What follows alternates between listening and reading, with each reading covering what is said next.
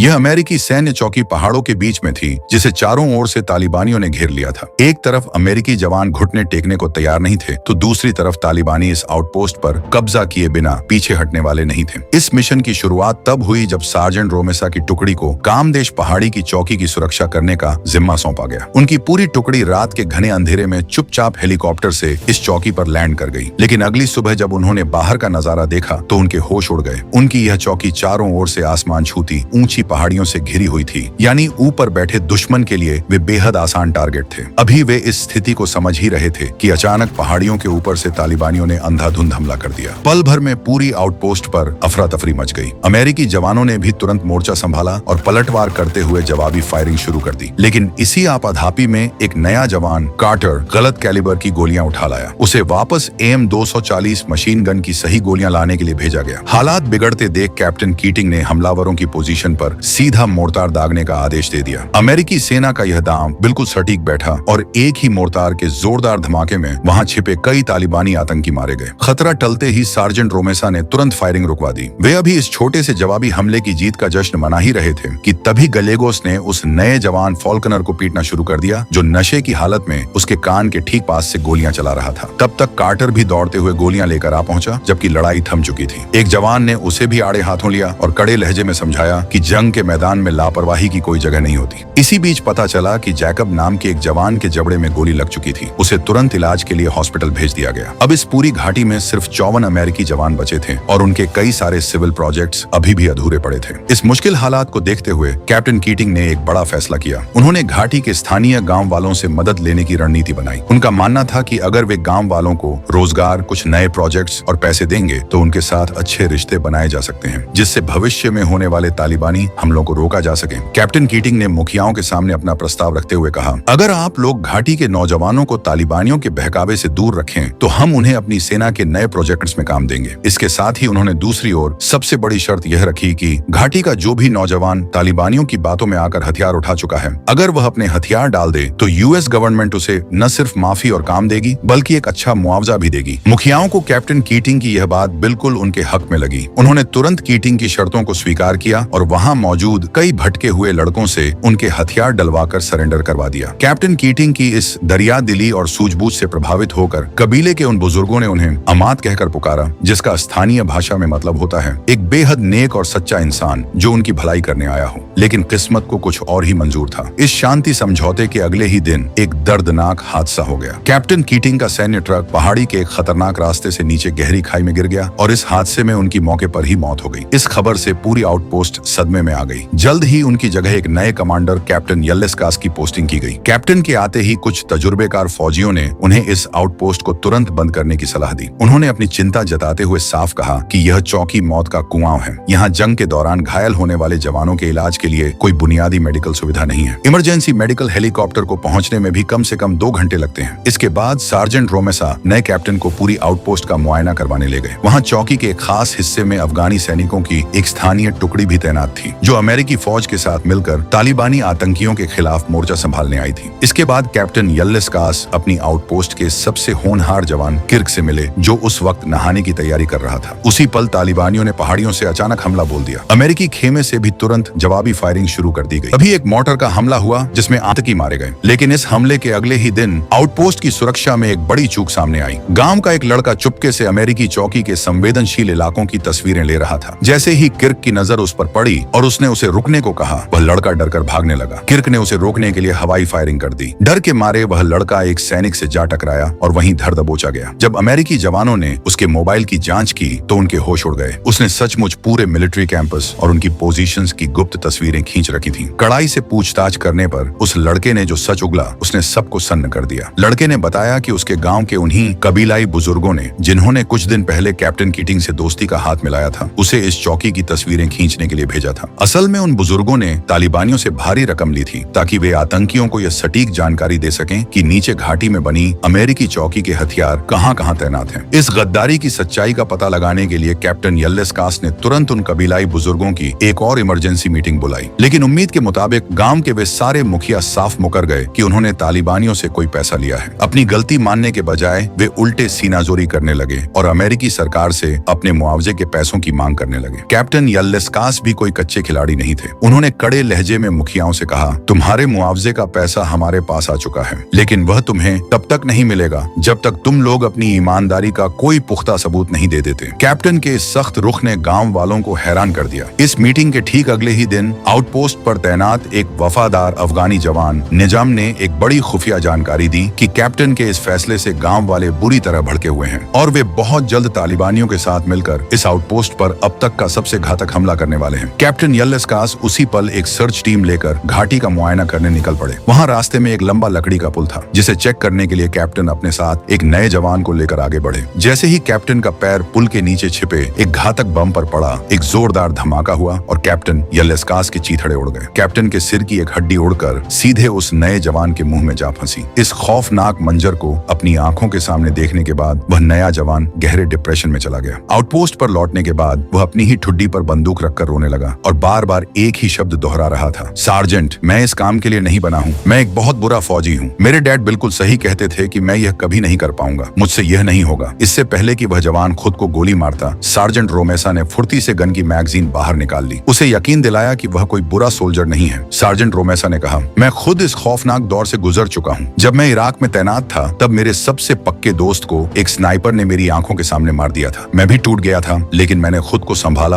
और आज मैं तुम्हारे सामने खड़ा हूँ। उसी रात उस मानसिक रूप से टूटे हुए जवान को इलाज के लिए वापस घर भेज दिया गया। इसके अगले ही दिन मारे गए कैप्टन यल्लस्कास की जगह एक नए कमांडर कैप्टन ब्रोवार्ड की वहां पोस्टिंग हुई। आउटपोस्ट का मुआयना करते हुए कैप्टन ब्रोवार्ड ने जवानों को एक राहत भरी खबर दी कि इस आउटपोस्ट को जुलाई के महीने में पूरी तरह से बंद करने का सरकारी ऑर्डर आ चुका है। वही सार्जेंट रोमेसा को उसी लकड़ी के पुल से जहां कैप्टन यल्लस्कास की जान गई थी, एक स्थानीय अफगानी लड़के का आईडी कार्ड मिला था। वे चाहते थे कि तुरंत गांव में सर्च ऑपरेशन चलाकर उस गद्दार लड़के को गिरफ्तार किया जाए। वे अपने कमांडर को मारने वाले कातिल को ऐसे खुलेआम घूमते हुए नहीं छोड़ सकते थे, लेकिन नए कैप्टन ब्रोवार्ड कोई नया विवाद नहीं चाहते थे। उनका मानना था कि इस कार्रवाई से गांव वाले नाराज हो सकते हैं और माहौल और बिगड़ सकता है। जल्द ही आउटपोस्ट के सभी जवानों को समझ आ गया कि उनका नया कैप्टन ब्रोवार्ड बेहद डरपोक और कायर इंसान है। वह पेशाब प्लास्टिक की बोतल में करता था ताकि उसे बाहर न जाना पड़े। जब उसे टॉयलेट जाना होता तो वह अपने साथ एक हथियारबंद सुरक्षा गार्ड लेकर जाता था। उसी रात तालिबानियों ने एक बहुत ही घातक हमला किया। उन्होंने ठीक उसी जगह को निशाना बनाकर मोर्टार दागे जहां अमेरिकी जवानों के गोला बारूद रखे हुए थे। दुश्मन अब बेहद ताकतवर हो चुका था। इसी खौफनाक माहौल के बीच कैप्टन ब्रोवार्ड ने पूरी बटालियन को एक बड़ी खबर दी। उन्होंने बताया कि आगामी 6 अक्टूबर को इस आउटपोस्ट को हमेशा के लिए बंद कर दिया जाएगा। वो खुद बेस बंद होने से पहले ही वापस अपने घर लौट रहे हैं, यानी जब तक उनकी जगह कोई नया कैप्टन इस खतरनाक घाटी में पोस्ट होकर नहीं आ जाता। इस पूरी आउटपोस्ट की कमान लेफ्टिनेंट बुंडरमैन को संभालना होगा। आउटपोस्ट की कमान हाथ में आते ही लेफ्टिनेंट बुंडरमैन ने पूरी बटालियन को कड़े शब्दों में सचेत किया कि बेस बंद होने वाली इस खबर को बेहद गुप्त रखना होगा। यह जानकारी किसी भी कीमत पर लीक नहीं होनी चाहिए। लेकिन महीनों से मौत के साए में जी रहे जवान कहां मानने वाले थे। आउटपोस्ट के बंद होने और घर लौटने की खुशी में वे इतने उतावले हो गए कि सैटेलाइट फोन से अपने अपने घर परिवार वालों को फोन करके यह खुशखबरी देने लगे। उन्हें अंदाजा भी नहीं था कि उनकी यह लापरवाही सीधे तालिबान के खुफिया नेटवर्क तक पहुंच रही थी। और आखिरकार इतिहास का वो सबसे खौफनाक दिन आ ही गया। 3 अक्टूबर 2009 पूरी घाटी गोलियों और मोर्टार के भयंकर धमाकों से दहल उठी। लेफ्टिनेंट बुंडरमैन ने तुरंत अपनी सुध-बुध संभाली और जवाबी कार्रवाई के लिए मोर्टार दागने का आदेश दे दिया। लेकिन जैसे ही जवान जवाबी हमले के लिए बाहर निकले, एक अमेरिकी जवान को दुश्मन की गोली लग गई। दूसरा जवान उसे घसीटकर कवर में ले जाने लगा। ठीक उसी पल उनके पैर के पास एक बम फटा, जिसमें वह दूसरा जवान भी गंभीर रूप से घायल हो गया। तीसरे जवान ने किसी तरह अपनी जान दांव पर लगाकर उनको घसीटा और कवर के पीछे लाया, लेकिन तब तक पहला जवान दम तोड़ चुका था। दूसरी तरफ तैनात एक मशीन गनर के सिर पर भी दुश्मन की गोली लगी, लेकिन किस्मत अच्छी थी कि उसके मजबूत हेलमेट ने उसकी जान बचा ली। अब तक लेफ्टिनेंट बुंडरमैन रेडियो पर हवाई हमले की मांग कर चुके थे, लेकिन किस्मत ने यहाँ भी उनका साथ नहीं दिया। खराब मौसम की वजह से घातक अपाचे हेलीकॉप्टर्स को वहां पहुंचने में कम से कम 2 घंटे का समय लगना था। यानी इन 54 जवानों को किसी भी कीमत पर अगले 2 घंटे तक अकेले ही पहाड़ों से बरसती मौत को रोक कर रखना था। सार्जेंट रोमेसा ने तुरंत मोर्चा संभाला। उन्होंने जांबाज किर्क और गैलेगोस को सर्विलांस पोस्ट पर कमान संभालने की जिम्मेदारी दी और सभी जवानों ने अपनी कमर कस ली। इसी दौरान युद्ध के मैदान में एक शर्मनाक नजारा देखने को मिला। सुरक्षा में तैनात अफगानी सैनिक उल्टे पैर धुम दबाकर भागते हुए दिखाई दिए। जल्द ही गैलेगोस की LRAS-2 टीम अपनी पोजीशन पर पहुंचे और गोलियों की बौछार करनी शुरू कर दी। तभी अचानक एक जवान की .50 कैलिबर की गोलियां पूरी तरह खत्म हो गईं। बदकिस्मती से गैलेगोस की की मशीन गन भी बीच जंग में जाम हो गई। अब उनके पास दुश्मनों को रोकने का कोई रास्ता नहीं था, इसलिए उन्हें अपनी जान बचाने के लिए LRAS-2 के अंदर ही छिपना पड़ा। वहीं से गैलेगोस ने बेहद घबराए हुए लहजे में रेडियो पर मैसेज भेजा। इधर सार्जेंट रोमेसा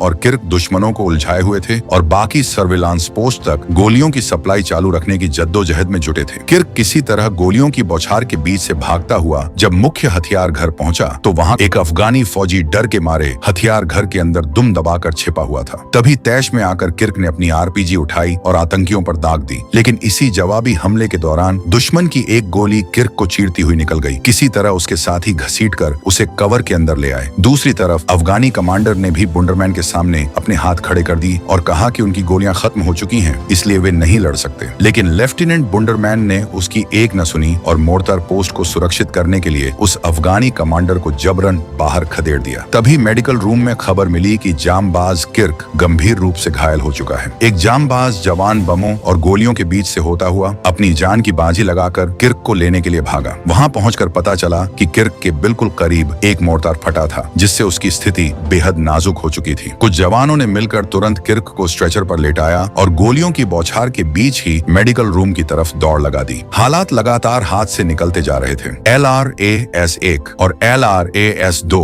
पोस्ट पर फंसे जवानों के लिए कुछ सैनिकों को गोलियों के बक्से देकर रवाना किया गया, लेकिन खुले मैदान को पार करते समय उनमें से एक सोल्जर को दुश्मन स्नाइपर की गोली लग गई। उसके साथियों ने बिना वक्त गंवाए स्नाइपर की नजर से बचने के लिए वहां स्मोक ग्रेनेड फैलाया और उसे उठाकर मेडिकल रूम में लाए, लेकिन अफसोस तब तक बहुत देर हो चुकी थी। उधर मेडिकल रूम में भर्ती किर्क की धड़कनें भी बहुत धीमी हो चुकी थी और वह जिंदगी और मौत की जंग लड़ रहा था। इधर सार्जेंट रोमेसा अकेले ही कई दुश्मनों को ढेर करते जा रहे थे और अब उनका एकमात्र लक्ष्य किसी भी तरह LRAS-2 में फंसे गैलेगोस और उसके साथियों तक पहुंचना था। तभी रेडियो पर एक राहत भरी खबर मिली कि अगले 40 मिनट में अपाचे हेलीकॉप्टर्स उनके सिर के ऊपर होंगे। लेकिन सबसे बड़ी दिक्कत यह थी कि अगर अगले 5 मिनट में गोलियों की सप्लाई नहीं हुई तो वे इन 40 मिनटों के आने से पहले ही पूरी तरह खत्म हो जाएंगे। इसी बीच तालिबानियों ने एक बड़ा धमाका करके LRAS-2 की मैन मशीन गन को ही उड़ा दिया। इस बात से बेखबर कार्टर गोलियों के भारी बक्से लेकर उनकी तरफ भागा चला आ रहा था। चारों ओर से बरस रहे बमों और गोलियों के हमले से किसी तरह खुद को बचाता हुआ कार्टर आखिरकार LRAS-2 के अंदर पहुंच ही गया। उसने जैसे ही गैलेगोस की टीम को मैगजीन सौंपी, ठीक उसी पल एक और शक्तिशाली बम उनके करीब आकर फटा। कैंप के हर हिस्से का यही खौफनाक मंजर था। इसी दौरान सार्जेंट रोमेसा ने गैलेगोस की टीम को सुरक्षित वापस मुख्य बैरक में लाने के लिए एक मशीन गन संभाली। उन्होंने मशीन गन से पहाड़ों पर छिपे दुश्मनों पर अंधाधुंध फायरिंग शुरू कर दी ताकि गैलेगोस की टीम को बाहर निकलने का कवर मिल सके। लेकिन जैसे ही रोमेसा की गन रीलोड पर आई, दुश्मनों ने मौका पाकर एक RPG दागी और सार्जेंट की उस मशीन गन के परखच्चे उड़ा दिए। इस भयानक धमाके में रोमेसा और उनका साथी किसी तरह जिंदा तो बच गए, लेकिन सार्जेंट रोमेसा का हाथ बुरी तरह लहूलुहान हो चुका था। कोई और रास्ता न देख रोमेसा ने बेहद भारी मन से गैलेगोस को रेडियो पर कहा, गैलेगोस, हम तुम्हें बचाने नहीं आ सकते। दुश्मनों ने हमें चारों ओर से घेर लिया है, तुम्हें वहीं पोजीशन होल्ड करनी होगी। उधर सार्जेंट हार्ट की एक और टीम LRAS-2 को बचाने की आखिरी तैयारी कर चुकी थी। रोमेसा ने उन्हें समझाते हुए सख्त हिदायत दी कि तुम्हें सीधे शॉर्टकट रास्ते से नहीं जाना है, वहां मौत खड़ी है। भले ही टाइम थोड़ा ज्यादा लगे, लेकिन तुम्हें कवर से होकर ही आगे बढ़ना होगा। तभी अचानक मेडिकल रूम से एक बेहद दुखद खबर आई कि चोटों की वजह से जामबाज किर्क ने दम तोड़ दिया है। खौफ अपने चरम पर था। वहीं पोस्ट पर बैठा उनका खुद का एक स्नाइपर डर के मारे हार मानकर बैठ चुका था। सार्जेंट रोमेसा ने तुरंत उस सहमे हुए जवान से उसकी स्नाइपर राइफल ली, अपने साथी से दुश्मन स्नाइपर की लोकेशन पता लगाया, बंदूक का निशाना साधा, एक गहरी सांस ली और पलक झपकते ही उस खतरनाक दुश्मन स्नाइपर को एक सटीक हेडशॉट से वहीं ढेर कर दिया। लेकिन एक आफत टलती उससे पहले ही दूसरी बड़ी मुसीबत आ धमकी। रेडियो पर खबर आई कि आउटपोस्ट के मेन गेट को तोड़कर सैकड़ों तालिबानी आतंकी अब कैंपस के अंदर घुसने लगे हैं। अमेरिकी फौजी अंदर घुसते आतंकियों पर लगातार ग्रेनेड और गोलियों की बौछार करते जा रहे थे, लेकिन दुश्मनों का हुजूम घटने का नाम ही नहीं ले रहा था। वे किसी टिड्डी दल की तरह चारों तरफ से बढ़े चले आ रहे थे। इधर सार्जेंट हार्ट एक बख्तरबंद ट्रक में सवार हुए और LRAS-2 पोस्ट पर फंसे अपने साथी सैनिकों को सुरक्षित बचाने के लिए निकल पड़े। उधर जब गैलेगोस ने बाहर के बदतर हालात देखे तो रेडियो पर सार्जेंट हार्ट को अपनी जान जोखिम में डालकर वहां आने से मना कर दिया और चिल्लाकर कहा कि सार्जेंट, आप हमें यहीं छोड़कर यहाँ से सुरक्षित भाग जाइए, यहाँ मौत खड़ी है। लेकिन सार्जेंट हार्ट अपने भाइयों को मरता हुआ नहीं देख सकते थे। वे अपनी पूरी जान लगाकर आगे बढ़े, लेकिन किस्मत खराब थी। गोलाबारी के बीच उनके बख्तरबंद ट्रक का टायर एक जगह फंस किया और ऊपर से तालिबानियों ने बम और गोलियों की बौछार कर दी। वे जैसे तैसे गाड़ी से बाहर निकलकर कवर की तरफ भागे, लेकिन उनके एक जवान को गोली लग गई। ठीक उसी पल सार्जेंट हार्ट की कांपती हुई आवाज रेडियो पर गूंजी, दुश्मनों ने हम पर आरपीजी तान रखी है। और अगले ही पल एक बहुत भीषण धमाका हुआ। सार्जेंट हार्ट की आवाज आनी हमेशा के लिए बंद हो गई। जब जंग जीतने की सारी उम्मीदें खत्म हो गईं, तो लेफ्टिनेंट बुंडरमैन ने एक बेहद दर्दनाक लेकिन जरूरी फैसला लिया। उन्होंने बचे हुए सभी जवानों को मुख्य बंकर के अंदर आने का आदेश दिया ताकि ज्यादा से ज्यादा जवानों की जान बचाई जा सके। लेकिन सार्जेंट रोमेसा इस तरह घुटने टेकने को तैयार नहीं थे। उन्होंने बुंडरमैन से कहा कि सर, हमसे सिर्फ 40 यार्ड की दूरी पर हमारा बारूद का भंडार है, हम अभी खत्म नहीं हुए हैं। रोमेसा के इस अटूट आत्मविश्वास को देखकर बुंडरमैन ने उन्हें इस जंग का